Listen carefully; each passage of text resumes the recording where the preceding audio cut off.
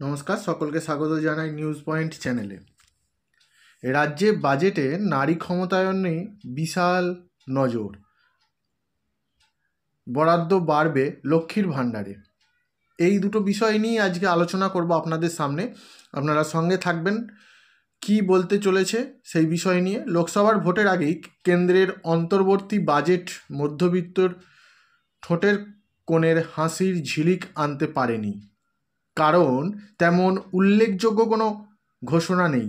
আয়করের ক্ষেত্রে না দেওয়া হয়েছে ছাড়, আবার কোনো নতুন প্রকল্পের ঘোষণা। তার ফলে কিছুটা হতাশ আমজনতা।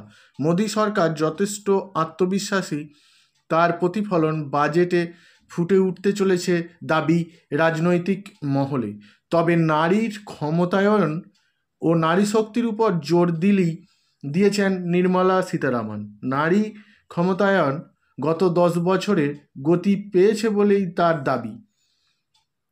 লাখপতি দিদির লক্ষ্যমাত্রা 1 কোটি থেকে বাড়িয়ে 3 কোটি করা হয়েছে। তবে যথেষ্ট খুশি স্বনির্ভর গোষ্ঠীর সঙ্গে যুক্ত মহিলারা। প্রেক্ষাপটে আগামী 8ই ফেব্রুয়ারি রাজ্য বাজেট। ওয়াকিবহল মহলের মতে মমতা সরকারের এই বাজেটে কেন্দ্রের লাখপতি দিদি বনাম রাজ্যের লক্ষ্মীর ভাণ্ডারের হাড্ডাহাড্ডি লড়াই হবে। বরাদ্দ হয়তো এক ধাক্কায় অনেকটাই বাড়বে বলে মনে করছেন কেউ কেউ। মামাটি মানুষের সরকার ক্ষমতায় আসার পর থেকে নারী ক্ষমতায়নের পথে নানান পদক্ষেপ করেছেন মমতা বন্দ্যোপাধ্যায়। কন্যাশ্রী, রূপশ্রী, লক্ষ্মীর ভাণ্ডারের মতো প্রকল্প রয়েছে বাংলায়। 2021 সালের নির্বাচনের আগে লক্ষ্মীর ভাণ্ডার প্রকল্প চালুর প্রতিশ্রুতি দেন মমতা। প্রতিশ্রুতি বাস্তবায়ন রূপ পায় সেই বছরই নভেম্বরে। এই প্রকল্পে তফসিলি জাতি উপজাতি উপভোক্তার মাসিক 1000 টাকা এবং অন্যান্যদের 500 টাকা করে দেওয়া হয়। শুরুতে এই ভাতা পেয়েছেন 25-26 বছর বয়সী। 60 বছর পেরিয়ে গেলে তারা পেতেন বার্ধক্য ভাতা। তবে বর্তমান বার্ধক্য ভাতা সহ লক্ষ্মীর ভাণ্ডার প্রকল্পের মাসে 1000 টাকা পান।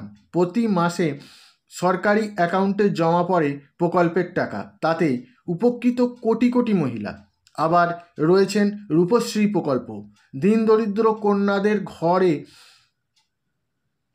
বাঁধার সম্বল এই প্রকল্প। নিয়ম অনুযায়ী প্রথমবার বিয়ে হলেই তবেই পাওয়া যায় রূপশ্রী প্রকল্পের টাকা। নিয়ম রয়েছে আরও। টাকা পাওয়া যায় না যদি স্রেফ রেজিস্ট্রি বিয়ে করলে, এই টাকা পাওয়া যায় না। ছোট করে হলেও অনুষ্ঠান করতে হবে, এমন শর্ত পূরণ হলে টাকা পাঠিয়ে দেওয়া হয় আবেদনকারীর অ্যাকাউন্টে। নিয়ম অনুযায়ী বিয়ের 60 দিন আগে রূপশ্রী প্রকল্পের টাকা পাওয়ার জন্য আবেদন করতে হয়।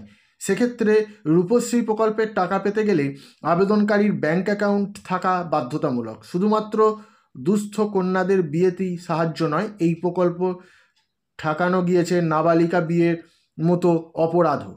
এছাড়া কন্যাশ্রী প্রকল্প রয়েছেই মুখ্যমন্ত্রীর। এই প্রকল্পের আওতাভুক্ত রাজ্যের প্রত্যেক ছাত্রী 18 বছরের পর 25,000 টাকা এবং পরবর্তীকালে কলেজে বিশ্ববিদ্যালয়ে পড়ার খরচও দেওয়া হয় এই প্রকল্প থেকে। তথ্য বলছে এর ফলে দুস্থ পরিবারের কন্যা সন্তানদের স্কুল ছুটের সংখ্যা কমেছে বেশ খানিকটা। রাজ্যের বাজেট পেশের আগে নারী ক্ষমতায়নমূলক প্রকল্পগুলি নিয়ে স্বপ্নের জাল বুনছে মধ্যবিত্ত। ওয়াকিবহল মনে করছে সাধারণত ভোটের আগে বাজেটে কিছু না কিছু চমক থাকেই। সেক্ষেত্রে লোকসভা নির্বাচনের আগে রাজ্যে বাজেটেও নারী ক্ষমতায়ন বরাদ্দ হয়তো অনেকটাই বাড়বে। সেই জন্য লক্ষ্মীর ভাণ্ডারের টাকাও কিছুটা বাড়তে পারে, এটাই মনে করছে ওয়াকিবহল। তাহলে কি লক্ষ্মীর ভাণ্ডারের টাকা বাড়তে চলেছে? মধ্যবিত্তদের কি হাসি ফুটবে সকলের? কিছু জানা থাকলে কমেন্ট করে জানাবেন, আর পাশে থেকে সাবস্ক্রাইব করে আমার চ্যানেলটিকে সুদূর প্রসারী করুন।